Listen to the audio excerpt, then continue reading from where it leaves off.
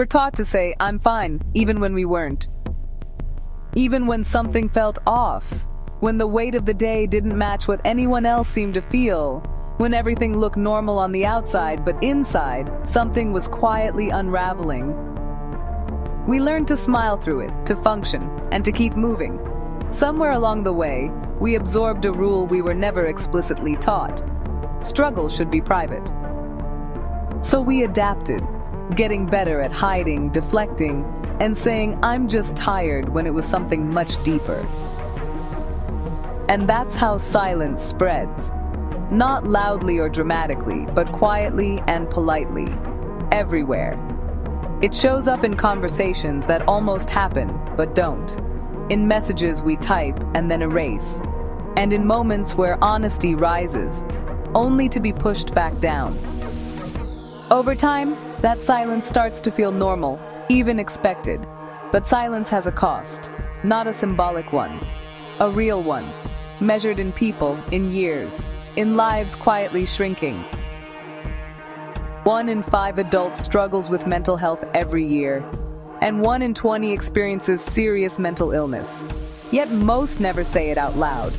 Not because they don't feel it, but because they believe they're supposed to handle it alone.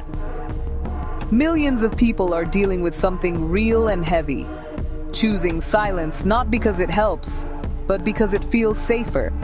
Safer than being judged, misunderstood, or labeled.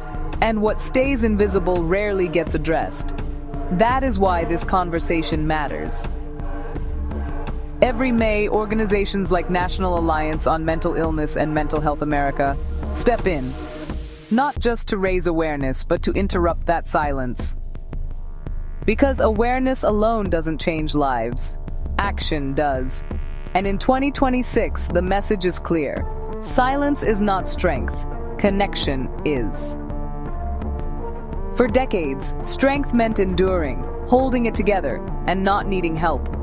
But what if that definition was wrong?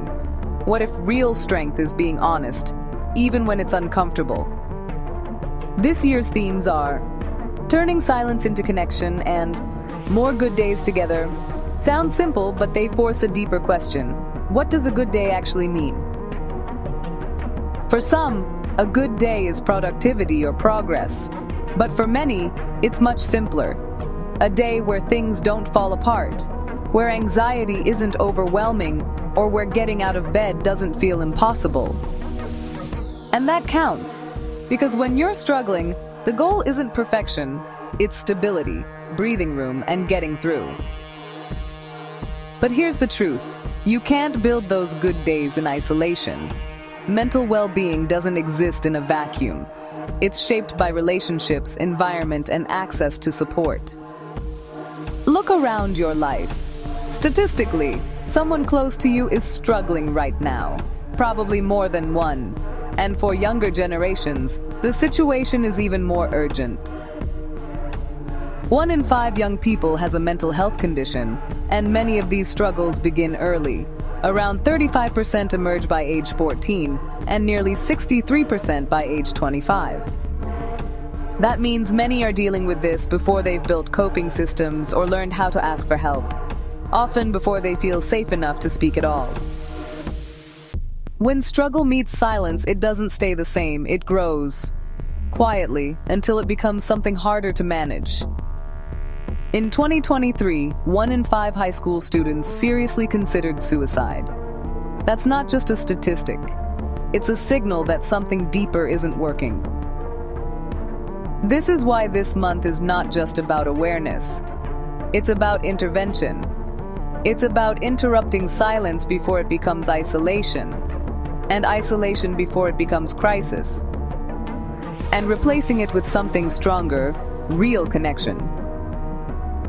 Real connection is not surface-level conversation or a quick, "I'm fine." It's presence, listening without fixing, showing up without judging, and allowing space without rushing to fill it. Connection doesn't solve everything, but it changes everything. It turns "I'm alone" into someone understands, and silence into something shared. When people share their stories honestly, even imperfectly, the narrative shifts. It becomes less about, why is this happening to me? And more about, this happens, and there's a way through it. That shift creates permission to speak, to feel, and to seek help. But even when people are ready to reach out, access remains a challenge. Nearly 30 million people in the US still lack affordable mental health care. So this conversation cannot stop at individuals. It must extend to systems, policies, and how communities are built. Still, change isn't only large-scale. It also comes from small actions. Checking in on someone, listening without dismissing, and recognizing signs like withdrawal, fatigue, or changes in behavior.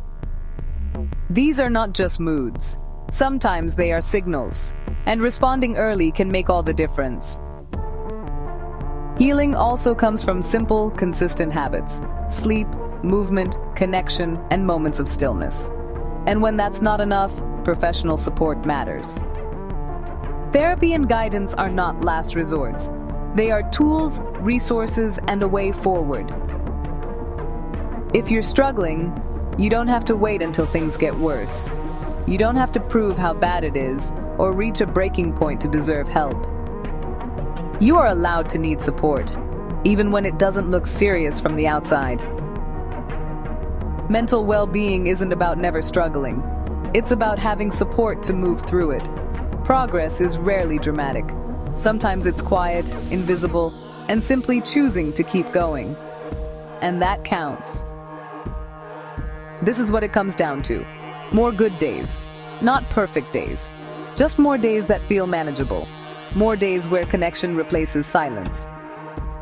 More days where people feel seen instead of invisible.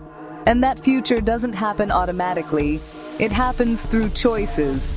The choice to speak, to listen, and to stay present. So this Mental Health Awareness Month, the message is simple. Silence is not strength. Connection is. Say something. Listen to someone. Share what you can. Because every conversation started makes it easier for someone else to breathe. Let's make more good days together. Our Mental Health Awareness Month.